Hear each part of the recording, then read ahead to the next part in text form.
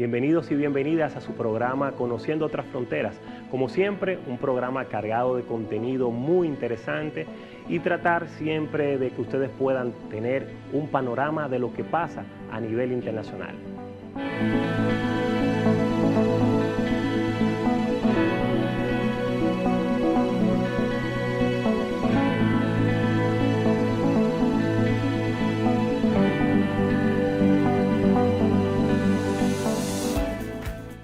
Y ahora, el análisis con José Luis Morillo Frías. Como siempre, nos gusta hacer un análisis del contexto internacional y del tema que está en el momento. El día de hoy, un tema obligado es analizar la realidad de la migración a nivel internacional. Esto a propósito de lo que ha estado sucediendo en Inglaterra con la situación que se dio de las 3 niñas que fueron asesinadas por un descendiente de migrantes africanos. Esta situación ha desembocado en una cantidad de persecuciones contra todo el que pudiera ser de origen migrante en este país de Europa, al punto que las agresiones se han repetido en múltiples ciudades de Inglaterra. Todo esto es interesante analizarlo desde una lógica crítica y que pueda llevarnos a nosotros a entender qué es lo que hay detrás de las migraciones. Cuando vemos estos acontecimientos que se han convertido ya en una tendencia, no solo en Europa, sino en todo el mundo, porque pasa en América, pasa en Estados Unidos, donde el discurso de la clase política, sobre todo esa clase política vinculada a la ultraderecha, está muy inclinado en identificar que las causas de todos los problemas que se presentan en estos países tiene un solo origen, una sola génesis, y son los migrantes. Cosa que está totalmente divorciada de la realidad, porque cuando hacemos un análisis de estas situaciones, nos podemos dar cuenta que la gran mayoría de estos países comienzan a tener situaciones críticas en el orden económico, no enfocado por la participación de los migrantes, sino por el mal manejo que han tenido sus administraciones. Muchas enfocadas en generar y desarrollar un capital fuera de su territorio y han sacado por una política que no es nueva, que data de los años 70, cuando empezaron a sacar la producción, sus empresas, para que pudieran producir en otros países de menor costo. Esto comenzó a reducir la cantidad de trabajo y de empleo que se generaban en estos países. Esta situación definitivamente complicó el panorama para muchas de estas naciones que a final de la jornada comenzaron a ver en el migrante el responsable de lo que estuvo sucediendo.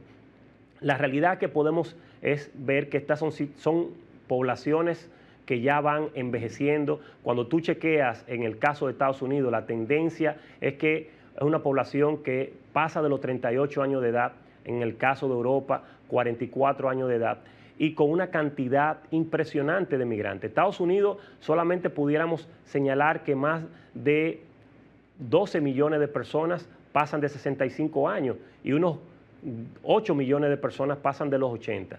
Lo que indica esto que es una población envejeciente que necesita de una mano de obra joven, productiva, que tenga la capacidad de ocupar esos rubros de la economía que ya los norteamericanos no quieren asumir, y que además pueda contribuir con el sistema de pensiones que necesita que pueda producirse desde el punto de vista de la capacidad económica que tengan quienes sean más jóvenes, y esta población ya no cuenta con una generación que contribuya al fondo de pensiones. Lo mismo pasa en Europa. Cuando vemos la situación de Europa, vemos que es mucho más crítica, que la tendencia es irreversible, porque lo que se visualiza es que la gran mayoría de las familias en Europa no quieren tener hijos. Y esto nos lleva a nosotros necesariamente a comenzar a analizar qué nos dicen los organismos internacionales en materia de migración, que para el año 2050, si en Europa no logran poder traer más de 60 millones de migrantes, específicamente de África, que cuenta con una población joven, el estado de bienestar, que ha sido la panacea histórica de este continente, tendría la posibilidad de desaparecer por algo muy obvio, y es que no tendrían las condiciones para poder sustentarlo. La realidad nos dice que la migración es muy importante, a pesar de que un discurso político enfocado en el odio ha estado generando condiciones que preocupan, porque al final de la jornada es lo que ha permitido que la migración no se pueda regularizar, que sigamos teniendo rutas migratorias cargadas de peligro, rutas migratorias que están a merced de la trata y tráfico de personas, rutas migratorias que se prestan incluso para el narcotráfico y que al final de la jornada alimentan redes criminales que ponen en riesgo la humanidad y sobre todo a estos países que son extremadamente pobres. Pero la otra parte de la migración que no se dice en estos procesos es que la gran riqueza que exhiben la gran mayoría de los países desarrollados viene de los países en vía de desarrollo. Todos sabemos que ese petróleo, que esos diamantes, que el oro que llega a la mayoría de los países desarrollados viene de África o viene de América o viene del Caribe, como en el caso de República Dominicana, que es un gran productor de oro a nivel internacional. Sin embargo, esto no es tomado en cuenta a la hora de asumir esa migración que es generada propiamente porque la riqueza que pudiera distribuirse de una forma más equitativa en estos países es copada y secuestrada por la gran mayoría de estas potencias internacionales, que al final de la jornada, quienes terminan pagando las consecuencias de vivir en unas condiciones precarias son los países donde extraen toda esta riqueza. Esa es la realidad de todos estos procesos y que no se les sabe explicar a la mayoría de sus ciudadanos en los países desarrollados, que quizás pudiéramos decir no le interesa saber de dónde salen los recursos, pero a nosotros, que somos los que aportamos los migrantes que mueren en el camino, que somos los que aportamos los migrantes que trabajan y asumen esos rubros que nadie ya quiere trabajar, como el caso de la construcción, como el área de servicios, como el área de la agricultura, son los espacios que al final de la jornada hacen que estas potencias pues sigan realmente teniendo el nivel de calidad de vida que exhiben. Y es lo que al final de la jornada es importante que podamos entender y comprender. Ese discurso que enarbolan candidatos como Donald Trump en Estados Unidos, que tiene todas las posibilidades de ser presidente a partir de noviembre de este año, discursos como la que promueven la líder política Marine Le Pen en Francia, discursos como los que promueven la mayoría de esos fascistas en Inglaterra que han estado provocando todas estas situaciones que han generado ya incluso muchos lesionados dentro de los propios policías y de los que han sido defensores de los derechos de los migrantes en Inglaterra. Estos son discursos de odio que niegan la realidad de lo que está envuelto en esto y que al final de la jornada crean mucho mayores complicaciones y contradicciones para que podamos tener una realidad que esté acorde con lo que necesitan esos países para su propio desarrollo, para poder garantizar el sistema de pensiones que cada día se ve más dificultado, pero también para impedir que la migración ilegal siga siendo un dolor de cabeza, no solamente para ellos que son receptores, sino también para los países que apostamos a mejorar la forma de cómo llegar y de cómo hacer contratos laborales para que la gente tenga una mejor condición para migrar, que sea mucho más segura, pero que también le permita a la gente tener dignidad. No solamente la dignidad en un mejor salario y en una mejor calidad de vida, sino esa dignidad en cómo nos puedan asumir y cómo no nos rechacen a través de la xenofobia, que es fruto de esos discursos de odio que promueven esas clases políticas que son hipócritas y que son falsantes porque saben la importancia que tiene la mano de obra migrante para ellos poder mantener las riquezas que exhiben y el estándar de calidad a nivel internacional.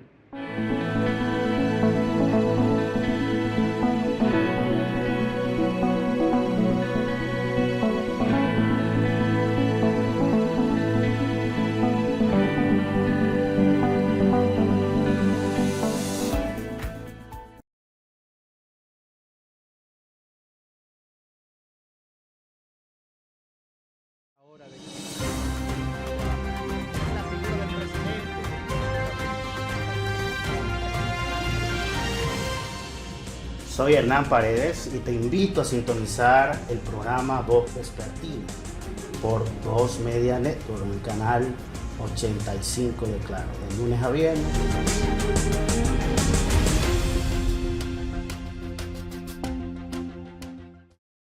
Descubre todo lo que acontece en la República Dominicana y el mundo con Noticiero TVN 24.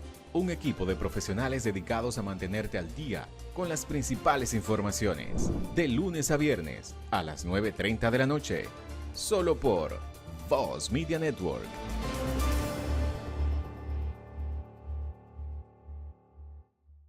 Ahora en Voz, puede disfrutar de La Expresión de la Tarde con los destacados periodistas y comunicadores Adolfo Salomón, Ayer el presidente Luis Abinader, Carmen Curiel, quizás la inteligencia, Roberto Gil y Ángela Costa. Posición del presidente. De lunes a viernes de 3 a 5 de la tarde, La Expresión de la Tarde, por Voz, Canal 85, y en nuestras redes sociales, @tvn24.do, @VozMediaNet, en TikTok, @tvn24do, en nuestra página web, Voz Media Network, en YouTube, Voz Media Network, TVN24DO. Hoy, aunque Julia está allá en los países, está cerquita de su papá aquí en Moca, enviándole los chilitos de la compra del mes por la nueva app Remesas Reservas. Al igual que Nicole, que va corriendo a montarse en la estación de Gran Vía en Madrid y puede enviarle todo el cariño a su mamá por la nueva app Remesas Reservas. Y como Fernando, que le envía a su hermano los chilitos para completar el mes para que ambos sigan cuidando a sus padres en el campo. Cariño en mano con la nueva app Remesas Reservas. Una manera fácil, rápida y segura de recibir y enviar dinero a tu gente. Disponible ya en Europa y Estados Unidos. Banreservas, el banco de todos los dominicanos.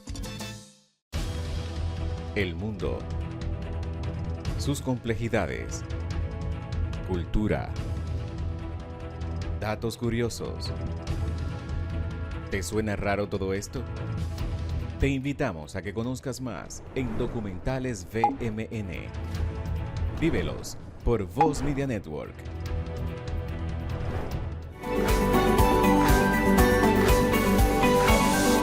Bueno, estamos en su segmento de la entrevista central y en el día de hoy traemos a una especialista en salud nutricional. Es una persona que tiene mucha experiencia en estos ámbitos. Es médico, formada por la Universidad Pedro Enríquez Ureña. Además de eso, tiene especialidades hechas en Barcelona, en el ámbito de lactancia materna. Ha estudiado en Brasil también estos temas.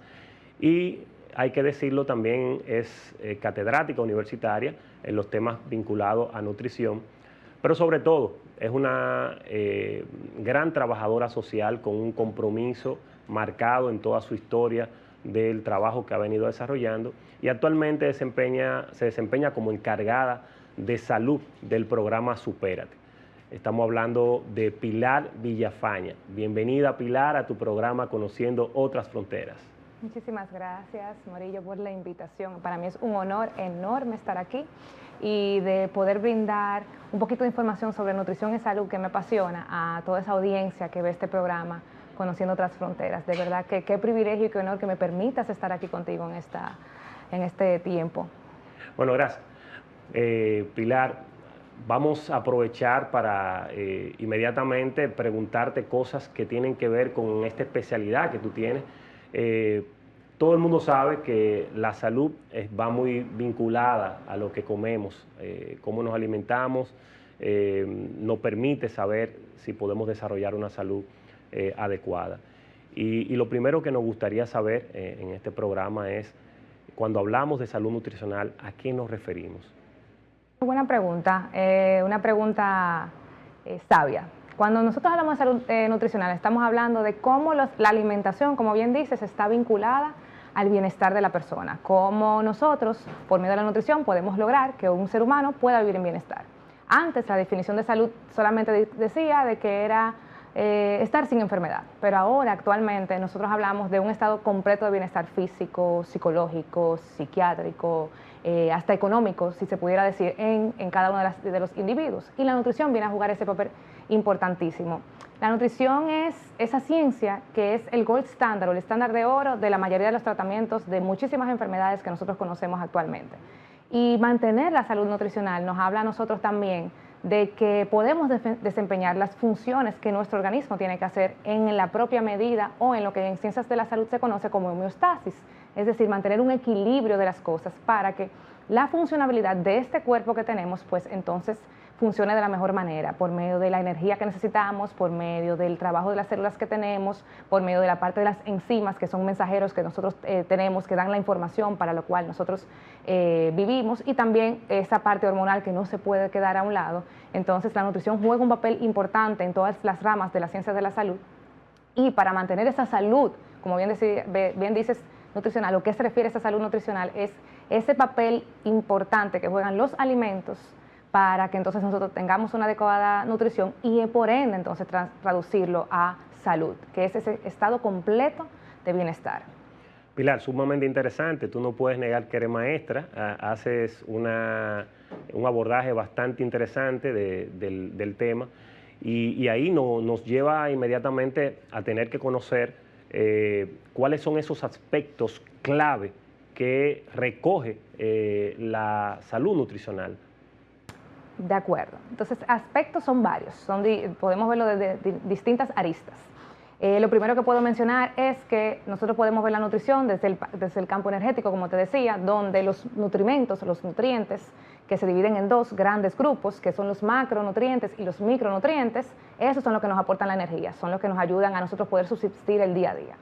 Macro y micro no significa que uno sea mayor o menor en sentido de importancia, sino que es el componente que más nosotros ofrecemos a nivel de nuestro organismo. Entonces, de los macros, que es muy conocido por la población, el conteo de los famosos macros, los carbohidratos, la proteína, los lípidos, que son las grasas, y luego están los micronutrientes, que no son menos importantes, sino que tienen esa funcionalidad de activar el sistema inmune, de hacer fortalecimiento, que son las famosas vitaminas y los minerales. Ese es el primer aspecto que nosotros tenemos que conocer de nutrición. Otros aspectos en lo que respecta a la dieta, que yo sé que decir la palabra dieta, seguro todas las mujeres y todos los hombres que sufren ven la dieta como si fuera una mala palabra, pero dieta lo que significa es estilo de vida, y ese estilo de vida está muy ligado a nuestras costumbres, a nuestras formas, a cómo yo tengo interacción con la comida también, y dentro de esa dieta pues nosotros tenemos que garantizar que sea equilibrada, que sea completa, que sea variada y que sea inocua. Esos son principios que regulan la nutrición normal de toda persona, esté enferma o esté en ese estado de bienestar que nosotros decimos que es salud. Entonces, otro aspecto que nosotros pudiéramos considerar importante es, dentro de la alimentación, saber que la densidad nutricional, o sea, la riqueza que tiene el alimento, es lo que nos va a llevar a una adecuada nutrición. Yo siempre le digo a mis estudiantes, ya que mencionaste que era maestra, que la nutrición es todo aquello que ocurre tras la alimentación, o sea, este proceso físico, químico, de metabólico que ocurre en nuestro organismo, donde las células, como te mencionaba ahorita, funcionan, cuando las enzimas comienzan a ser mensajeros importantes de información para nuestro ADN, para la información de la microbiota intestinal, que es un tema que está muy de moda, en fin, para toda la funcionalidad, pues entonces nosotros necesitamos a que esa dieta, pues entonces, o esa nutrición juegue ese papel importante desde esa perspectiva. Y por último, un aspecto que siempre me gusta mencionar es que la nutrición conlleva a ser como el estándar de oro, lo dije ahorita, pero vuelvo y repito porque es muy importante, de cualquier tipo de enfermedad, sobre todo las famosas enfermedades no transmisibles, antes conocidas como enfermedades crónicas no transmisibles, que cronicidad no tiene que ver tanto con que sea peor o mejor, sino que tiene que ver con temporalidad de algo que se está gestando en un organismo y lleva a enfermedad. Mira, qué interesante, porque colocas sobre el debate muchísimas cuestionantes que tienen que ver con la dieta. Hoy en día la estética está muy enfocada en cómo tú te puedas ver físicamente, y uno de los aspectos que esta posmodernidad nos ha traído es el ejercicio de muchísimas cirugías para reducir peso, de dietas muy famosas como la dieta keto, que es una dieta muy interesante. Grandes médicos que se han popularizado, se han hecho populares a través de las redes sociales, como el doctor Biden, que habla del uso de las grasas como parte de esa dieta, consumir proteína. Y cada uno de estos aspectos generan a veces muchas interrogantes, hacen que la propia población se desconecte de la realidad de lo que debe de asumir en un proceso de una dieta real, porque la gente suele ser muy de oído, de seguir lo que otra persona le pueda decir y asumir a veces posturas que van más allá de las recomendaciones médicas. Entonces, ante todo este escenario que te he colocado, que es muy común, me imagino, en tu consultorio, escuchar este tipo de cosas, ¿qué relación tiene estos procesos de salud nutricional con el aumento o reducción de la obesidad? Bueno, tiene que verlo prácticamente todo. Yo digo algo que tú mencionabas con esta época, con esta quinta revolución, esta posverdad, que sí hay mucha información allá afuera, pero también hay mucha desinformación. Entonces, esa desinformación es lo que trae esa confusión en la población. Realmente la obesidad es una enfermedad, se ha categorizado como una enfermedad. Y la obesidad lo que trae consigo son otras situaciones que pueden empeorar el estado de salud de la persona, sobre todo a nivel cardiovascular. Entonces, la tendencia es de que sí, hay muchísimas cirugías, de que hay también utilizando, voy a mencionar a las famosas Kardashian que han puesto de moda las inyecciones con los análogos de GLP-1, así se conocen, el famoso, no voy a mencionar la marca, pero son unos inyectables que se utilizan específicamente. Y todo eso son tratamientos que se pueden usar en la obesidad, yo no digo que no. Ahora, ¿cuál es la manera adecuada de tener quizás o prevenir la obesidad o de tener un abordaje más adecuado con la obesidad? Tratando la alimentación y tratando la terapia conductual en ese paciente. La obesidad tiene múltiples factores, no es un solo, es sistémico, ¿no? Yo no te puedo decir que solamente porque antes se hablaba de que obesidad era simplemente que tú consumías más de lo que gastabas, pero estamos dándonos cuenta que no puede ser solamente eso, porque si fuera así, yo pudiera poner una dieta a una persona bien hipocalórica y en unos meses tener resultados que estamos esperando. Pero hay muchos pacientes que se obsesionan o se frustran porque simplemente no ven resultados en un periodo de tiempo. Inician bien, luego llegan a un periodo que nosotros conocemos como meseta y ahí nos siguen bajando. Entonces, lo ideal es para la prevención, para la contención de la obesidad o para trabajar esos efectos que tiene la obesidad, es conocer el estado bioquímico del paciente, conocer, o sea, las analíticas, cómo está internamente, y dos es cómo regular una adecuada nutrición en esas personas. Mencionabas al doctor Reiter, que tendrá muchísima controversia, pero dentro de su forma dice cosas que son atinadas. Quizás otras no son tanto, pero lo que quizás es el contexto de la persona. Cuando nosotros escuchamos por ahí cualquier tipo de dieta o cualquier tipo de abordaje, no es que esté mal, es saber en qué tipo de paciente nosotros tenemos que utilizarlo, en qué tipo de persona tenemos que usarlo, porque la bioindividualidad en medicina cada vez toma un papel más preponderante. Nosotros entender que yo como Pilar Villafaña puedo tener, Dios me libre, diabetes mellitus, que es el azúcar alta, como dicen aquí en dominicano, que sufro del azúcar, y no tener el mismo contexto que quizás Morillo, que pueda tener una diabetes mellitus, pero con otras características. Al final, los tratamientos son múltiples, pero el abordaje que yo voy a hacer va a ser distinto según lo que yo encuentre en ese paciente. Entonces, la nutrición viene a trabajar eso, a cómo yo puedo, por medio de lo que te decía ahorita, los aspectos que forman la nutrición, que tiene que ver con los macro y los micronutrientes, cómo yo la densidad o la riqueza que tengo en un alimento lo puedo utilizar en un paciente o en otro para hacer un cambio. Y si hay que llegar a tratamientos de cirugía o tratamientos de inyecciones o tratamientos orales, o sea, pastillas, pues entonces saber en qué momento utilizarlo con ese paciente y con qué tipo de abordaje. Y si yo no estoy preparado como profesional, pues tampoco entrarme en esa moda y derivarlo a otro colega que sí haga ese tipo de abordaje, porque la nutrición es muy amplia, es muy vasta y la obesidad cada día toma más relevancia aquí en el país. Nosotros tenemos que, para el 2019 en Hogar nos hablaba de que los estudiantes tenían alrededor de un 18-19% de sobrepeso y obesidad, y ahora estamos hablando que estamos en un 30%, o sea que va en aumento, así como está en Estados Unidos, así como va en Europa, en aumento, quizás no tanto en los países asiáticos por un contexto de cultura y de alimentación también, que eso sería muy bueno quizás debatirlo en otros escenarios, en donde cómo la alimentación lleva a eso y cómo inclusive personas de esas mismas culturas, si se cambian de lugar, La epigenética viene a jugar un papel importantísimo, que donde tú te desplaces o con el ambiente que estés, pues entonces comienzas a desarrollar obesidad, donde nadie en tu familia era obeso, pero te trasladas a un ambiente obesogénico y comienzas a desarrollar ese tipo de cosas.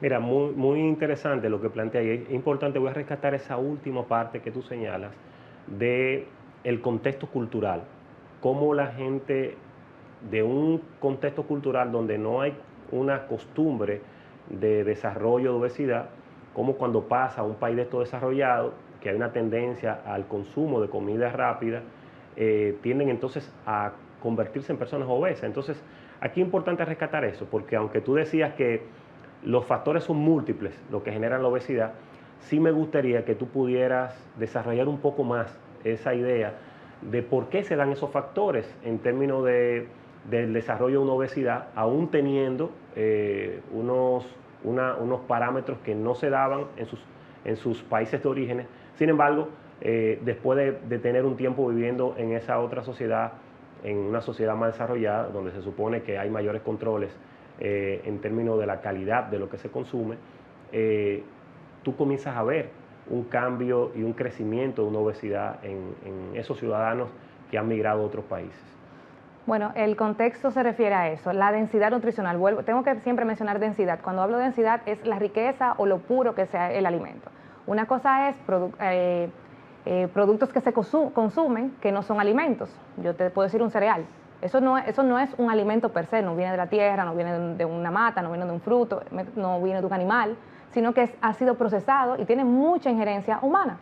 Entonces eso cambia la perspectiva, los productos que se utilizan, los ingredientes que están ahí adentro, la forma de exposición, el constante bombardeo que tenemos, por eso se llaman así ambientes obesogénicos y por eso se considera la obesidad como una enfermedad multifactorial, porque el contexto genético es una cosa, pero también el contexto donde me desenvuelvo es otro. Y donde yo te decía también, o hablaba con la audiencia y contigo, de la importancia también de que la dieta tiene que ver con una parte de cultura. Si tú te desprendes, tú vas a adoptar parte de la cultura donde tú migras. Y eso también te lleva a ti a hacer constantemente cosas que, aunque dentro de tu descendencia no estaba, pues la puedes adoptar y eso llevarte a una predisposición. Siempre se dice que hay una predisposición también, hay personas que tienen una tendencia mayor a ser obesos, estar en sobrepeso y obesidad, y si se exponen constantemente a ese ambiente, pues entonces la van a desarrollar. Hay otras personas que tienen la virtud, y eso también tiene que ver con la complexión del cuerpo del ser humano, que tienen la virtud que quizás no tienen esa tendencia a obesidad, pero eso no les quita que también haya un sobrepeso, o que hay personas que son muy delgadas, que tienen una estructura a nivel interno que fuera como si fuera una persona obesa. Tienen tanta grasa por se y no tienen casi nada de masa muscular que pudieran ser considerados, aunque están delgados, una persona obesa. Eso también, igual que los obesos, que podemos tenerlo y pensar que están muy bien de salud porque están gorditos, porque están llenitos, como se tenía estipulado en el campo, que una persona mientras más gordita, más saludable estaba, pero convertirse en lo que nosotros le llamamos obesos sarcopénicos, y es una persona que está totalmente desnutrida. La malnutrición se ve de dos características, la desnutrición y la obesidad, y un obeso puede estar teniendo las dos en el mismo momento. Entonces, por eso te digo que la obesidad es un contexto en donde lo que te expones, tu genética, la variabilidad de la comida, los productos que utilizas, la densidad nutricional y sobre todo el contexto en el cual tú te entiendes si tienes una enfermedad o no de base, también te predispone a llegar a eso y a tener lo que también se conoce como síndrome metabólico, que es parte de esa dinámica de la obesidad. Mira, interesante, porque uno se queda bien escuchándote y la verdad es que es un mundo muy amplio desde el punto de vista del conocimiento que implica todos estos procesos de lo que genera la obesidad. Pero ahí nos surge la siguiente pregunta, Pilar, y es, sabemos de que hay muchos de estos alimentos, si así se puede llamar, porque tú acabas de explicar que necesariamente el cereal no es un alimento porque está muy procesado, pero dentro de los procesos que se desarrollan, incluso dicho por la propia Organización Panamericana de la Salud, hay alimentos que tienden a generar enfermedades. Y ahí me pudieras explicar para que el público pueda conocer mucho más a qué nos referimos de esos alimentos que pueden generar enfermedades. Cuando se refieren a esos alimentos que te pueden generar enfermedades, uno, si tienes una predisposición, aunque sean alimentos reales, por ejemplo, un celíaco que tiene una intolerancia o no puede ingerir el gluten, o sea, que es la proteína que tiene el cereal per se, o están esos productos procesados que enferman por el conjunto de sustancias que se utilizan al momento de su preparación. El azúcar, por ejemplo, tiene distintos nombres. No solamente lo vemos como azúcar añadida, sino que tú le puedes ver como maltosa, como sacarosa y otros nombres que te hablan que tienen azúcar. Imagínate un producto que tenga varios tipos de azúcares dispuestos en el mismo alimento. El azúcar tiene una predisposición a subir los picos de glicemia y por ende llevarte a una enfermedad como una diabetes, pero también tiene una tendencia a inflamación. Y esa inflamación es lo que genera todas esas enfermedades no transmisibles como la hipertensión, la diabetes, el mismo cáncer, que tiene una predisposición por el azúcar. No estoy diciendo que no puedan comerse los cereales, ni los productos, ni los carbohidratos que son los que tienen más tendencia, sino que saber cómo utilizarlo. Entonces, dentro del contexto que quizás te puedo decir es que los alimentos que te pueden llevar a enfermedad son los que son procesados, los ultraprocesados sobre todo, que vienen enlatados, que vienen con muchos manejos. Me refería a los cereales, por ejemplo, esos industriales que comíamos con leche cuando éramos pequeños, que se pensaba que nos estaban dando lo mejor, pero al final el exceso de procesos daña al producto. Pueden venir de sustancias reales, pero al final el proceso va a dañar el producto final y va a generar inflamación. Una de las dos cosas que nosotros en nutrición siempre tratamos de preservar es la masa muscular. Todo nutricionista y nutriólogo que se respeta, que vive en la vida, lo que busca es garantizar que haya masa muscular, porque la masa muscular se traduce en salud. ¿Por qué? Porque es un reservorio de sustancias primordiales como son la glucosa, que viene siendo como el carbohidrato que nosotros tenemos de reserva en forma de glucógeno, tenemos el ácido graso que viene siendo el reserva que se queda aquí en el músculo, que es la grasa, y también teníamos los aminoácidos que también se pueden reservar ahí y nos permiten tener una funcionalidad continua, aún nosotros durmiendo, aún nosotros estando enfermos, aún nosotros pudiendo estar en ciertas situaciones. De ahí que se deriva de que, como dice la OPS, como dice la OMS, de como dicen las instituciones, por ejemplo, la FELAMPE, el ASPEN, que son quienes regulan las informaciones que nosotros tenemos, porque tenemos mucha influencia estadounidense de lo que es la medicina en general y también mucha influencia mexicana en lo que es la nutrición de nuestro país. Y esas sociedades, esas asociaciones, rigen con guías y protocolos que sí y que no pueden enfermar. Alimentos que pueden enfermar, pueden ser que hasta un huevo a una persona por tendencia alergena también te puede enfermar y tú no lo puedas consumir. O sea, al final es la respuesta exacerbada a un alimento que te puede enfermar o los productos que son ultraprocesados que simplemente siempre recomendamos que la población no los utilice, sino que sea muy, muy esporádico o por una necesidad muy específica, que mayormente no hay necesidad para utilizarlo, pero si estamos en un contexto, pues, ¿verdad? Tenemos que ser flexibles. Mira, ahí tú señalas dos temas sumamente interesantes. Lo de una cosa es que tú por un tema alérgico, un alimento te pueda producir una enfermedad, y la otra cosa es esos alimentos procesados, que definitivamente la recomendación que hace es la más correcta, de no utilizarlo con mucha frecuencia porque realmente por su manejo que tienen pueden crear situaciones que afecten la salud. O sea que bastante interesante. Y tú sabes que de todo esto no nace siempre preguntar a las personas que trabajamos siempre temas de primera infancia y niñez. Algo que siempre hemos escuchado es la importancia que tiene la leche materna para ese proceso de desarrollo nutricional del niño y luego lógicamente del adulto. Y tú, como especialista en el tema, una persona que estudió el tema en Barcelona, sería bueno que tú pudieras explicarle sobre todo a aquellas personas que tienen pensado ser madre o aquellas que ya lo son, qué papel protagónico juega la nutrición, o sea, la leche materna en la nutrición del niño. Bueno, la leche materna juega un papel crucial e importantísimo. Nosotros hablamos inclusive, antes de que la mujer quede embarazada, nosotros siempre le recomendamos de que juega un papel importante en la nutrición, porque según se alimente, así mismo va a producir otras cosas. Primero, la vida de ese bebé que está gestando y luego de esa calidad de la leche materna que nosotros necesitamos. ¿Qué importancia tiene la lactancia materna? Muchísimas. Beneficios múltiples, que yo sé que todas las madres que están ahí de alguna manera u otra han escuchado y nosotros estamos expuestos, sobre todo reciente, que fue la semana de la lactancia materna, muy expuestos a esa información de la riqueza de esta. de esa leche materna que tenemos. Primero decirle que la leche materna no es un alimento estéril, como bien se pensaba antes, sino que está rico de muchísimas cosas. Tiene bacterias y tú dices, ¿cómo, Pilar? Tiene parásitos y todo eso que ayudan a formar la microbiota intestinal de todo ser humano. Nosotros tenemos una microbiota bien importante que se conoce como microbiota intestinal o parásitos y bacterias comensales, es decir, que son propios de nuestro organismo y permiten entonces que toda la funcionalidad de un eje importante que se llama intestino-cerebro comience a funcionar de manera adecuada. Cuando hay una buena microbiota, pues nosotros somos adultos más saludables, que tenemos mejor respuesta inmune, que tenemos mejor respuesta a nivel de nuestros genes y evitar la sobreexposición o sobreexpresión de esos genes que pueden ser que nos pueden predisponer, a enfermedades autoinmunes. La otra situación que tiene la leche materna es la calidad y la densidad que tiene. La leche materna es rica en grasa en un primer periodo. Ese calostro que nosotros hablamos, que se dice la leche de oro, es que en algunas, no en todas las madres, es importante que quiero quitar ese mito, que creen que no lo tienen porque no lo ven bien amarillo.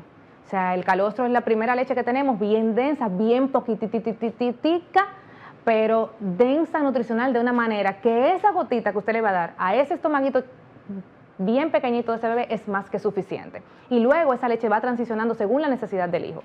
Realmente, una de las maravillas que tiene la leche materna es que ella va acomodándose a la necesidad de ese individuo. O sea, que la leche materna puede tener características inclusive bioindividuales que se van a adaptar a la necesidad de ese lactante y a la necesidad de lo que tiene ese ambiente en su hogar. Por eso la alimentación es tan importante también. ¿Qué recomiendas con relación a la leche materna? ¿Cuál es el ciclo que debe de seguir la madre? ¿Cuál es el tiempo preciso? Bueno, la lactancia materna se recomienda que sea lactancia materna exclusiva los primeros 6 meses y luego entonces se haga lo que es la alimentación complementaria con la leche materna. Es decir, los primeros 6 meses es leche, solo leche materna. Luego, a partir de los 6 meses, ya hay que introducir alimentos en ese niño porque su desarrollo lo demanda y tenemos que incluir los macro y micronutrimentos, pero siempre acompañado de esa leche materna hasta los 2 años. Hay personas que duran más tiempo, ya eso depende de cada quien, pero según las regulaciones internacionales nos hablan que el periodo de hasta los 2 años es cuando nosotros pudiéramos considerar ya terminar la lactancia materna en este caso. Las fórmulas, esas que se le hacen llamar leche, ¿qué implicación tienen en la salud de los niños cuando nosotros rompemos ese ciclo que tú acabas de mencionar de la lactancia exclusiva de los primeros 6 meses y las madres, por un tema de múltiples razones que todos conocemos, deciden simplemente sustituir la leche materna por esa fórmula o leche procesada? Bueno, yo no voy a acabar del todo las fórmulas porque a veces tienen su utilidad o tienen una connotación que se puede utilizar en ciertos casos, ¿verdad? Pero la realidad es que las fórmulas jamás va a ser igual que la leche materna, jamás. No son algo que puede utilizarse igual ni se puede recomendar igual. Las funcionalidades, los ingredientes que tiene, realmente al uno pensarlo en un niño que está sano, que está bien, no será lo ideal. Tratar de llevar la lactancia materna con todas sus altas y sus bajas es la mejor recomendación. ¿Por qué? Porque esa leche industrializada suele hacer que, por ejemplo, los niños se constipen más, o sea, están más estreñidos. También lleva más inflamación. Hay más tendencia a que los niños a largo plazo sean obesos también. O sea, es un sinnúmero de cosas que te lleva a utilizar las fórmulas cuando no tienes por qué utilizarlo directamente, que el beneficio no se nota. Ahora, en casos de que yo tenga una madre que está en cuidados intensivos, que tenga un niño prematuro y que no llego a rendir con la lactancia materna que estoy teniendo, pues tengo que utilizarla. A veces es mejor esto que dejar que el niño se desnutra. No, entonces tiene su contexto, tiene su utilización. Ahora no va a ser un sucedáneo, no va a ser la mejor opción y sí tiene repercusiones que a larga data en estudios que han sido prospectivos de un tiempo llevando la primera infancia, se nota cómo ese niño, los picos de desarrollo más lento, de tendencia a diabetes y tendencia a obesidad en los niños que fueron solamente utilizaron fórmulas sucedáneas.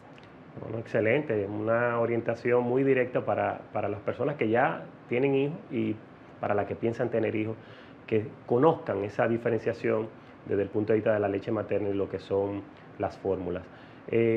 Definitivamente que trabajar estos temas que son de tanto interés para la población, nos generan un mundo infinito de preguntas, interrogantes, que quisiéramos seguir abordando, pero el tiempo en televisión es corto y lo que nos queda simplemente preguntarte, o más que preguntarte, pedirte que nos recomiende, Pilar, algunas orientaciones que tú consideres necesarias para que los televidentes puedan entender por qué la salud nutricional es tan importante para uno avanzar y tener una mejor calidad de vida. Bueno, yo creo que tú lo dijiste, para eso mismo, para poder tener una mejor calidad de vida.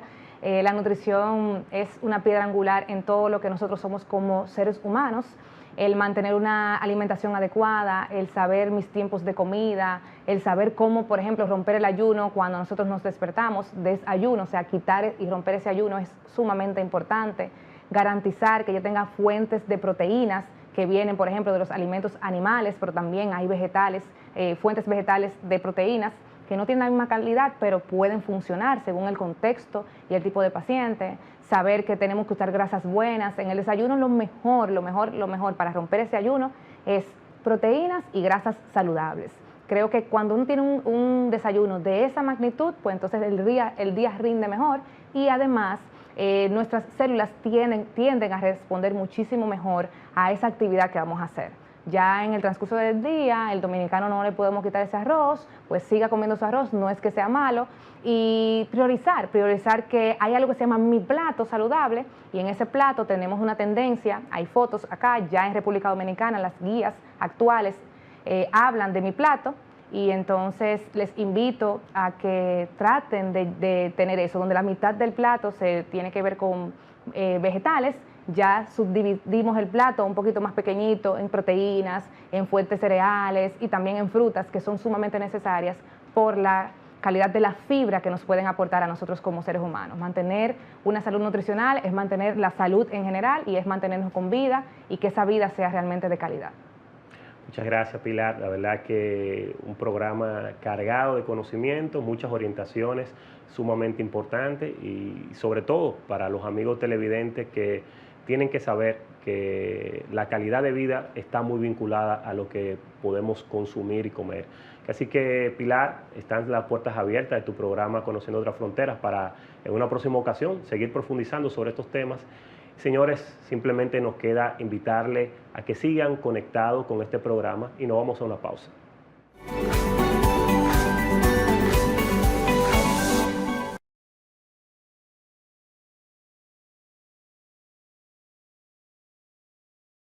Ahora en Voz, puede disfrutar de La Expresión de la Tarde con los destacados periodistas y comunicadores Adolfo Salomón, que ayer el presidente Luis Abinader. Carmen Curiel, Quizás la inteligencia. Roberto Gil y Ángela Costa. Posición del presidente. De lunes a viernes de 3 a 5 de la tarde, La Expresión de la Tarde, por Voz, Canal 85, y en nuestras redes sociales, @tvn24.do, @VozMediaNet, en TikTok, @tvn24do, en nuestra página web, Voz Media Network, en YouTube, Voz Media Network, TVN24DO.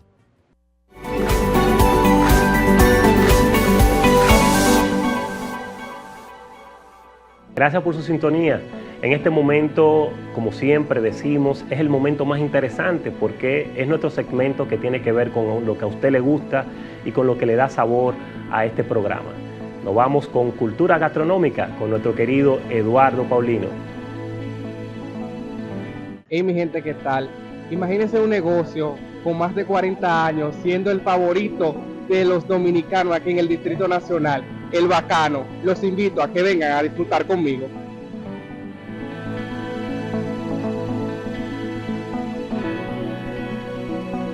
Pedro, cuéntenos, ¿cómo surgió esta idea? Eso en el 84, estábamos allí, o sea, yo estaba en Honduras en la feria y de ahí alquilé un localcito aquí en el parquecito en el 84. Y de ahí ha venido surgiendo, le puse el Bacano y ya tú sabes, ahí fui a conseguí un contacto ahí en el Canal 5 y ya tú sabes, ahí eso era un boom en aquel tiempo. ¿Y por qué le puso El Bacano? ¿A qué se debe? No sé, me surgió esa idea de ponerle El Bacano. Yo lo que pensaba era ponerle El Caminante, pero le puse El Bacano y me resultó bien. ¿Y cuántos años tiene usted aquí en este negocio? Desde el 84. Desde el 84. Ajá. Wow, muchos años, muchos clientes. Sí. Ay, ya ustedes saben, vengan aquí en la Pedro Livio con Duarte, ande El Bacano. Señores, ya ustedes saben, los esperamos por aquí de 6 de la tarde a 6 de la mañana en El Bacano para que vengan a disfrutar en familia de los mejores chimis que tiene la República Dominicana.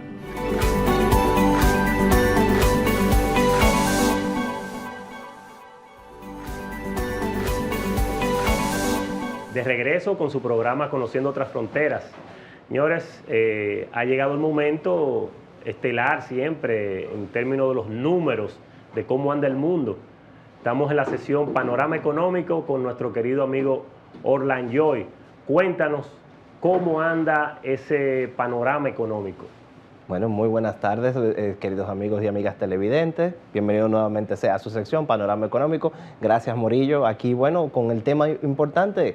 Panorama Económico pinta bastante interesante realmente, con un crecimiento, acorde al FMI, un crecimiento económico que se puede mantener, a pesar de ciertos vaivenes que tiene China, Alemania, como motor principal de Europa, China como motor principal del mundo y de Asia, y Estados Unidos, que todavía mantiene unos niveles de crecimiento y de tasa de inflación bastante importantes. A ver qué va a ocurrir con ellos en cuanto a la bajada de tasas de interés o no, y lo que va consecuentemente con relación al dólar.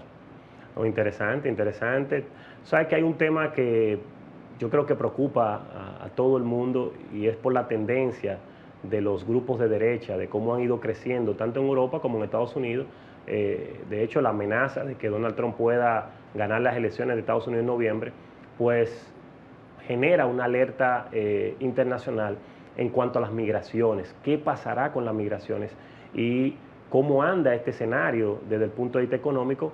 ¿Cuál es la mirada de la Unión Europea y sobre todo de este país que es donde migra la mayor cantidad de dominicanos? Estamos hablando de Estados Unidos.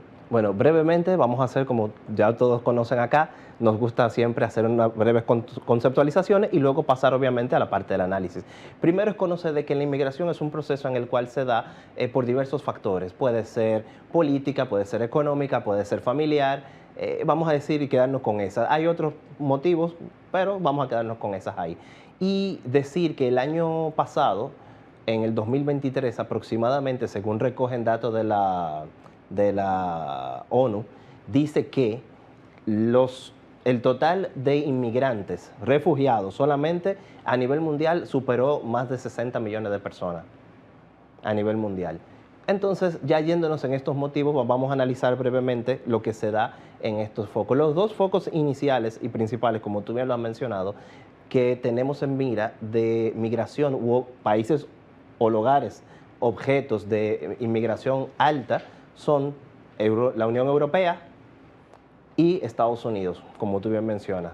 En el caso de la Unión Europea, tenemos que aproximadamente un 35% es por reunificaciones familiares, que hace inmigración. Estamos diciendo que un 15% es por asilo político, no necesariamente refugiado, pero se incluye dentro de eso. Luego tú tienes otros porcentajes en general, pero esos dos, el económico y el laboral, aproximadamente es un 20%. Con lo cual tú puedes decir que ya tú tienes un 20, un 25 y un 15. Más del 50% los representan motivos económicos o socioeconómicos más bien, porque la reunificación familiar se puede considerar como una cuestión socioeconómica, a pesar de, porque tú no te vas a mudar a un sitio donde la economía de tu familia vaya mal, ¿verdad que sí? Entonces, en ese sentido, ¿de dónde provienen los principales inmigrantes? Principalmente provienen de países de África y Medio Oriente, teniendo a la cabeza lo que son Marruecos, lo que es Siria por las guerras, la misma Palestina, países también en África como lo tenemos Uganda, Ghana, pero se enfoca mayormente en la parte francesa. Digamos que van El marroquí se enfocan en España, Portugal, Bélgica y Francia. Y luego tú tienes otro grupo, turcos también emigran hacia allá. En total estamos diciendo que la Unión Europea recibió de manera neta 4.7 millones de inmigrantes. Eso incluye ilegales e ilegales, pero bueno, el punto con esto es el siguiente. Tú tienes que estos inmigrantes, usualmente, ¿cuál es el problema que trae esto? En principal, como ya habíamos visto, habíamos dicho que aproximadamente un 20% son económicos. ¿Qué significa esto?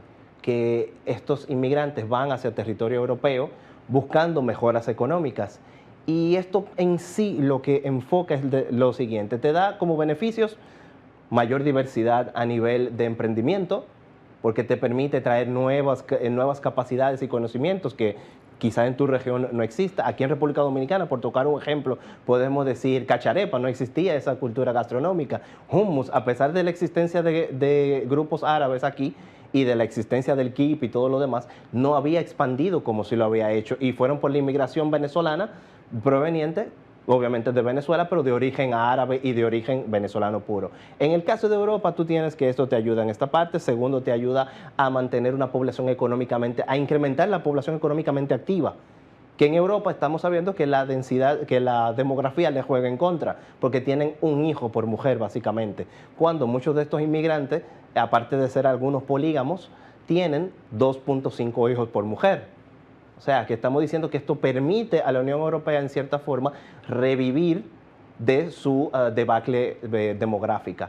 Y el tercer enfoque principal es que también ayuda con la parte del fisco, porque si tú incrementas la cantidad de personas que están obviamente laborando, te van a generar mayor capacidad de producción, lo cual obviamente en Europa hay que pagar sus impuestos sí o sí. Inclusive si no en Alemania te meten presos, por poner un ejemplo en ese sentido. Entonces ese es básicamente el panorama positivo. A ver, el panorama económico en la perspectiva, vamos a decir, yo no le quiero decir negativa per se, pero vamos a decir contradictoria, es que, y tiene mayormente que ver con las cuestiones sociopolíticas, ni siquiera con cuestiones económicas per se. Primero tiene que ver con una baja integración dentro de la sociedad a la cual van. No conocen el idioma, les cuesta mucho porque, como dije, muchos ya están en población económicamente activa. Considere población económicamente activa en Europa desde 20 años hasta los 60 años. Pero en promedio eso es un promedio bastante amplio. Según las últimas estadísticas que estaba viendo del Eurostat, indican que dentro de ese porcentaje están entre 30 y 55 años es básicamente el promedio más grueso, con lo cual a una persona de 30 años ya se le cuesta aprender otro idioma y más tener que verse forzado por una situación de guerra o algo por el estilo. Y por el otro lado tú tienes también que considerar de que como la población local lo ve como una amenaza. ¿Por qué? Porque obviamente una población joven o mayormente joven con otras capacidades innovan en esos sitios. La tendencia humana, lamentablemente, es no verlo positivamente, sino verlo como una amenaza. Esa es la perspectiva a nivel europeo. Sí, pero mira lo interesante de todo esto que tú mencionas, Lanjoy, y es la parte que quizás también debemos recoger de las migraciones. Si bien es cierto que existe una tendencia a la xenofobia, ¿no?, por la cantidad de migrantes que llegan a Europa y Estados Unidos, pero no menos cierto es que ya muchos de los trabajos que ocupan estos migrantes no son del interés de los nacionales. Y es un aspecto importantísimo porque, aparte de lo que tú señalabas, de que es una población que está activamente laboral y es la única que garantiza, por el ciclo demográfico que vive Europa y que incluso ya también está tocando Estados Unidos, es la única población que garantiza lo que ha sido siempre la bandera de Europa. ¿Cuál ha sido la bandera de Europa? El estado de bienestar. El estado de bienestar. Y el estado de bienestar, ¿qué lo garantiza? La seguridad social, señores, y a eso no podemos llamar engaño. Entonces, ahí, Olanjoy, la parte interesante que me gustaría que tú puedas hacer énfasis sobre esto, ¿qué importancia tiene la seguridad social para el desarrollo de esa Europa que ha sido siempre, vamos a decir, la punta de lanza del desarrollo de Occidente? Eso tiene dos ejes. Voy a tocar desde el eje más a la izquierda hacia el eje más a la derecha. Comenzando con este. Toda esta migración que recibe la Unión Europea obviamente que presiona los servicios sociales. Vamos a decir cuáles son los servicios sociales: subvenciones por familia, asistencia médica, asistencia escolar, entre otros beneficios que consigue. Pero por el otro lado, que es el enfoque al cual nosotros vamos, las políticas sociales, o mejor dicho, como tú bien mencionas, todo lo que tiene que ver con el estado de bienestar se ve reinforzado debido a la presencia, como mencioné al principio, de innovaciones a nivel económico en cualquier sector, ya sea gastronómico, industrial, escolar, cualquier. ¿Por qué? Porque estos inmigrantes, muchos de ellos llegan y colocan, algunos llegan con capacidades académicas altas, hay otros que no, pero el que no llega con eso pone una bodega y que le da trabajo a la población local y a la población inmigrante también. Le hace igualmente la cuestión de creación de nuevas empresas, lo cual es un dinero seguro al fisco europeo, que esto a su vez redunda en beneficios tanto locales como a nivel regional y a nivel macro de la misma Unión Europea. Podemos similar en esto, por ejemplo, de que si no hubiese inmigración, un país, por ejemplo, que se ha enfocado mucho en eso, España, a través de que de la ley de nietos, bisnietos y otras, memoria democrática y todo como ellos le llaman. Eso es buscando ¿qué? Buscando, obviamente, por un lado, descendientes españoles esparcidos por el mundo que puedan regresar atraídos a su vez primero por el mismo estado de bienestar y facilidades para colocar comercios, estudiar y un sinnúmero de cosas que le trae la puerta hacia Europa. Eso puede decirte un ejemplo, porque otro ejemplo tú puedes poner también facilidades que dio Alemania, Austria, Noruega, muchísimos de estos países. ¿Dónde sí viene la situación? En que hay que verlo a nivel de porcentaje. ¿A qué me refiero? Si tú me dices, por ejemplo, que de la inmigración que tú has recibido, un 20% corresponde a inmigración económica, pues entonces quiere decir que tu economía se va a ver beneficiada, o la economía en general se va a ver beneficiada, sin contar obviamente las otras partes económicas que pueda tener un porcentaje cada uno de esos. La familiar, porque el que llega nuevo, que se junta con su esposa o su esposo, tiene obviamente la capacidad para incrustarse en el ambiente laboral, crear nuevas empresas. Y como te dije, al final eso redunda es que hay una mayor recaudación, por un lado, y segundo, que permite una diversificación de las actividades económicas de cada uno de esos países. El problema no es a nivel económico, el problema es a nivel social y político. Como tú bien mencionas, el enfoque de esto es más hacia todo lo que es foráneo, me es ajeno y lo detesto. Pero ese es básicamente el tema principal. Aquí no es tanto... Gracias, Lanyo, y la verdad es que el tema tiene mucho por donde uno pudiera seguir ampliando y desarrollando, sobre todo porque es el tema que ahora mismo más preocupa a nivel mundial, y es el tema que está inmerso en todas las elecciones que se han generado en Europa y las que se están discutiendo ahora mismo en Estados Unidos. Por eso yo entiendo que siempre es importante poder analizarlo para que los televidentes puedan tener una idea de lo que está en juego en este tema. Así que muchas gracias, Lanyo, y nos vemos entonces en otro segmento de Panorama Económico. Siempre a la orden. Muchas gracias a ustedes y seguimos adelante.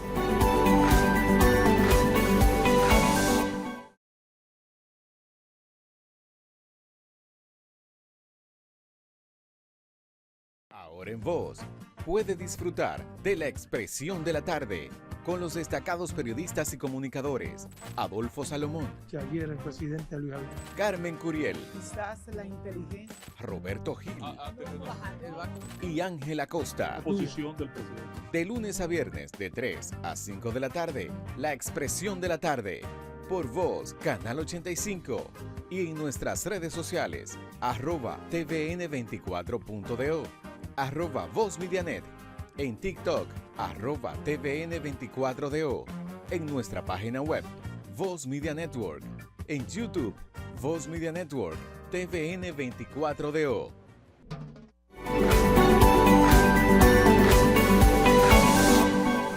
Señores, siempre es importante hacer las cosas de manera correcta. Y para eso tenemos la experta en migración, nuestra estimada Erika Viola, en un cruce legal. Saludos, buenas tardes, sean todos bienvenidos a esta nueva entrega de su segmento Un Cruce Legal. En la tarde de hoy estaremos conversando acerca de la residencia americana. El sueño para muchos dominicanos tradicionalmente ha sido obtener la residencia americana, ya sea con motivos económicos, de superación social o por reagrupación familiar. En los casos de que los familiares de esta persona residan en los Estados Unidos y pues tengan interés de reagrupar a esta familia. En el segmento de hoy estaremos conversando específicamente sobre la residencia por familiar directo, que es uno de los tipos de residencia que otorga los Estados Unidos de América a ciudadanos extranjeros. Para aplicar por esta residencia debe de ser el extranjero, ciudadano o residente de los Estados Unidos de América. Deben de ser sus padres, hijos o su cónyuge para aplicar a la residencia por familiar directo. Para los padres, evidentemente el hijo residente en los Estados Unidos tiene que ser mayor de 21 años. Asimismo, hay otros tipos de residencia que son menos comunes que otorgan los Estados Unidos, que son residencia de trabajo, residencia de refugiados o asilados y otros tipos que no son tan comunes. En la tarde de hoy hablaremos específicamente de lo que es la residencia por un familiar directo. Para esta aplican los esposos de esos residentes americanos, sus hijos menores de 21 años y además sus padres.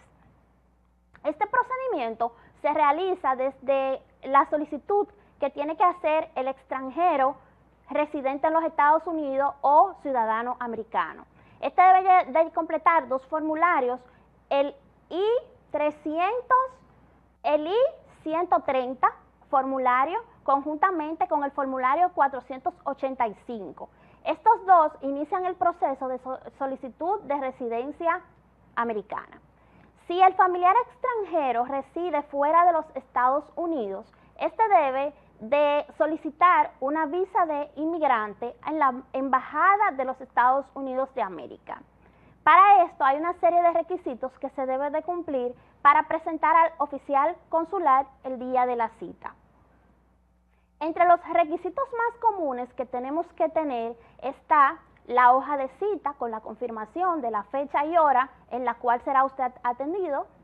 Debe de tener una hoja de antecedentes penales donde se certifique que usted no tiene antecedentes con la justicia, ni dominicana ni de ningún otro país.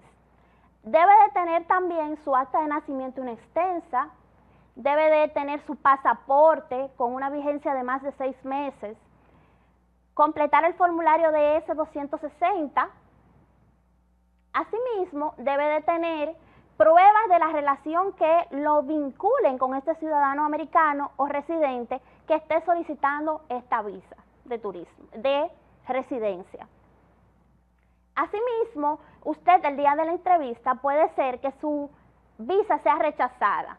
Si es a través de la sección 226G de la Ley de Ciudadanía y Extranjería Americana, es porque a usted le faltan documentos, o en el caso contrario de que el cónsul necesite nuevas evidencias que prueben la vinculación, la relación que usted tiene con este solicitante de la residencia americana.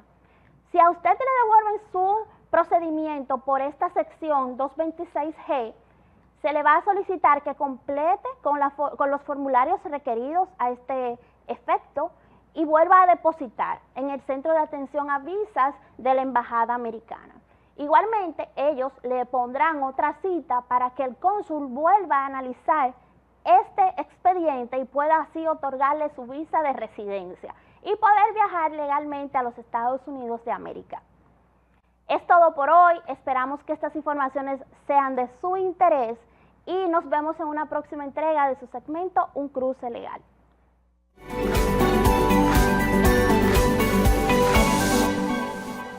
Y como siempre, su segmento que da respuesta a cada una de sus curiosidades. ¿Sabías qué? Con Amalia Morillo.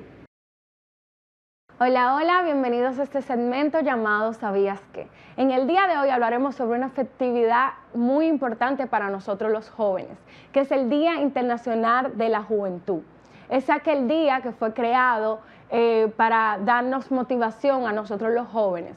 Fue creada el 17 de diciembre del año 1999 por la Asamblea de la ONU.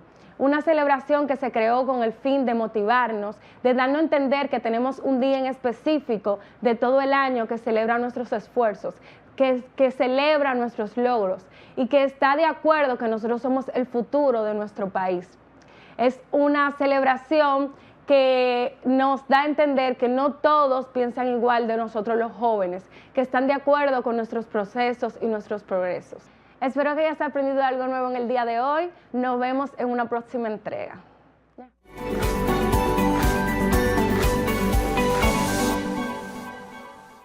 Hemos llegado al final del programa del día de hoy, agradeciendo como siempre su sintonía y sobre todo invitándola a que nos sigan en este canal y que además en las redes sociales puedan darnos a seguir. Así que los invitamos a que el próximo domingo a las 12 del mediodía esta sea su cita con su programa Conociendo Otras Fronteras.